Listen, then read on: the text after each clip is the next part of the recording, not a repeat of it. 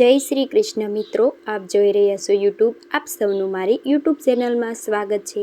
મિત્રો, આજે આ વિડીયોમાં આપણે સાંભળવાના છીએ મંગળ પ્રદોષ વ્રત કથા મહિમા પૂજન વિધિ. જો આપને આ વિડીયો પસંદ આવે તો લાઈક કરજો, શેર કરજો, કમેન્ટ કરજો. આપ આ ચેનલ પર પહેલી વખત જોઈ રહ્યા છો તો સબસ્ક્રાઈબ કરી લેજો, જેથી આવનારા નવા વિડીયોની માહિતી આપ સુધી તુરંત પહોંચી શકે. ધન્યવાદ. મંગલ ભગવાન શંકર મંગલ વૃષધ્વજે મંગલ પાર્વતી તનોહરે મંગલાય તનોહરે. બોલો મંગલ મૂર્તિ ભગવાન શિવ પાર્વતીની જય. મિત્રો, શિવ અને પાર્વતીજીને પ્રિય એવું પ્રદોષનું વ્રત છે. એમાંય ખાસ કરીને ભૌમ પ્રદોષ કે શનિ પ્રદોષ તો ઉત્તમમાં ઉત્તમ મનાય છે. અને સોમ પ્રદોષ પણ ભૌમ પ્રદોષ. ભગવાન શિવ પાર્વતીની આરાધના કરી ભક્તો મનોવાંછિત ફળની પ્રાપ્તિ કરી શકે છે. ઘણું જ ફળદાયી બનાય છે. આ દિવસે શિવજીની સાથે શ્રી હનુમાનજીની પૂજા ઉપાસના પણ થાય છે, કારણ કે મંગળવાર અને મંગલદેવને પ્રિય એવો વાર છે. ગ્રહોમાં મંગળ ગ્રહ છે કે જે દેવોના સેનાપતિ છે. મંગલ સંબંધિત દોષ દૂર કરવા માટે પણ આજે મંગલનાથ મહાદેવની પૂજા ઉપાસના થાય છે. આજે કહેવાય છે કે કુંડળીમાં મંગળ દોષ હોય તેને દૂર કરવા માટે, મંગળ ગ્રહની શાંતિ માટે, સત્કાર પરિણામ લાવવા માટે ભૌમ પ્રદોષ વ્રત ઉત્તમમાં ઉત્તમ છે.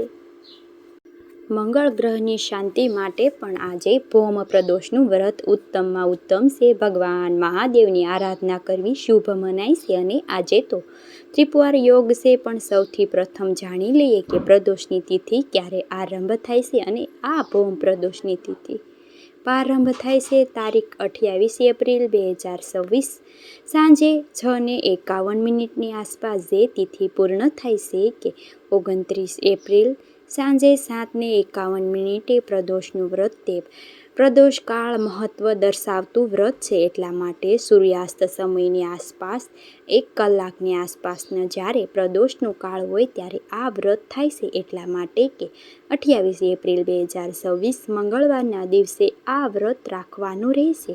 વ્રતમાં પૂજા મુહૂર્ત પણ જોઈ કરવું જોઈએ. સાંજે પ્રદોષ કાળની પૂજા મુહૂર્ત છે 6:54 લઈને રાત્રિએ 9 વાગ્યા સુધી. આ સમય દરમિયાન ભગવાન મહાદેવની ધૂપ દીપ નિવેદ બિલીપત્ર આદિ પૂજન થાય છે. પ્રદોષનું વ્રત મહિમા વિશેષ તો શિવ મહાપુરાણ પણ કહેવાયું છે કે આ પ્રદોષ વ્રત કરીને ભગવાન નારાયણે સુદર્શન ચક્ર પ્રાપ્ત કર્યું હતું. ભગવાન મહાદેવ પાસે બાણાસુરની 1000 હાથ મળ્યા હતા.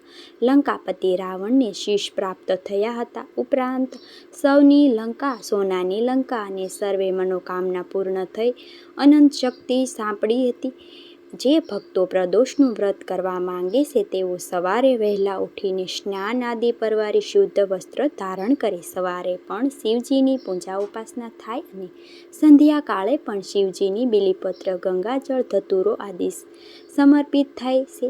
શુદ્ધ ઘીનો દીપક કરવો, ધૂપ દીપ અને આરતી કરવી. જે વ્રત સંભળાય છે તે શિવજીને મંત્રનો જાપ કરાય છે. શિવ ચાલીસા પાઠ કરી શકાય છે. સિઝનના ફલ ફલાદી અને મીઠાઈનો ભોગ લગાવી મહાદેવને સમર્પિત કરાય છે. જો કે મંગળવાર તે ભગવાન હનુમાનજીને પણ અત્યંત પ્રિય છે, માટે આજે શ્રી હનુમાનજીની પણ વિશેષ પૂજા થાય છે. હનુમાનજીનો જન્મ મંગળવારે ગણાય છે, એટલા માટે મંગલ મૂર્તિ કહેવાય છે. શ્રી રામ ભક્ત હનુમાનજીની પૂજા ધૂપ દીપ નિવેદ સિંદૂર સોલાસ અર્થાત હનુમાનજીને વસ્ત્ર આદિ અર્પિત થાય છે.